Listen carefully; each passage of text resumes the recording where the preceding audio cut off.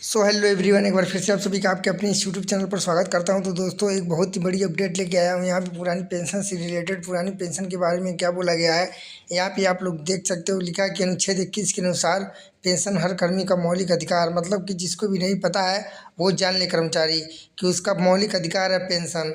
और किस अनुच्छेद में है, तो 21 के अनुसार है। फिर आगे देखिए क्या बोला है।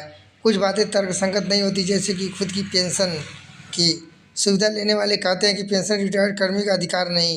ठीक है, पेंशन कर्मियों का अधिकार नहीं है, पर ऐसा करने वाले किस अधिकार से पेंशन लेते हैं?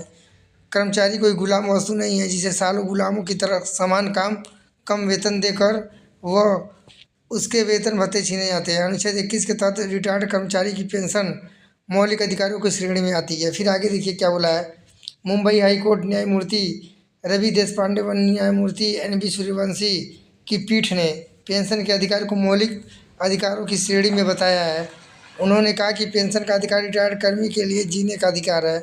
अनुच्छेद 301 के तहत पेंशन संपत्ति का अधिकार है। मैं न तो दया की भीख मांगता हूँ और न ही किसी नरमी की अपील करता हूँ। मैं हिंदुस्तानी हूँ और रिटायर्ड कर्मचारियों के लिए उनके जायज़ हक एक मौलिक अधिकार पुरानी पेंशन की उम्मीद रखता हूँ।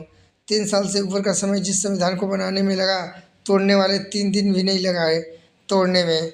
जब बाढ़ खेत को खाने लगे तो इसका हश्र उस गुलामी जैसा होता है जिसका एहसास मुगलों और अंग्रेज़ों ने कई वर्षों तक भारतीयों को दिलवाया। नए बजट में सभी वर्गों का ख्याल रखा गया, ऐसा सुनने में आया। अस्पताल बनाने की बात हुई, किसानों की आय दुगनी करने की बात हुई। सच में यह जरूरी है, परंतु वर्षों से पेंशन पाने वाले कर्मचारियों की बात आज तक नहीं हुई।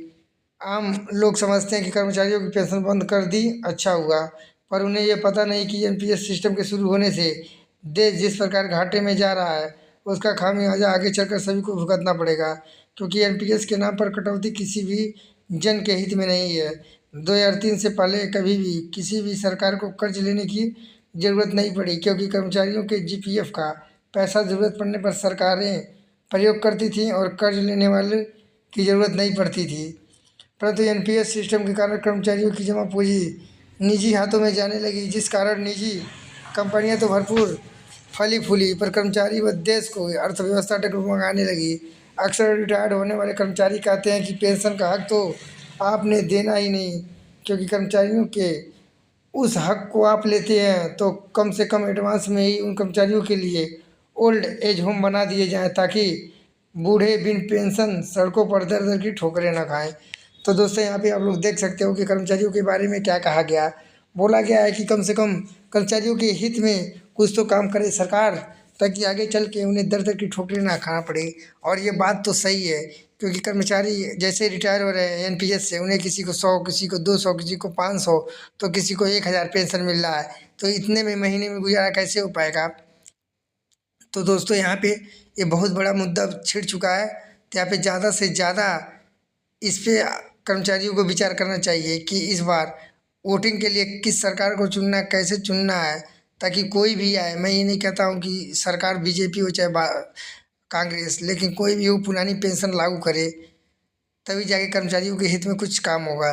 तो दोस्तों, मिलते हैं नेक्स्ट वीडियो में, तब तक के लिए जय हिंद, वंदे मातरम।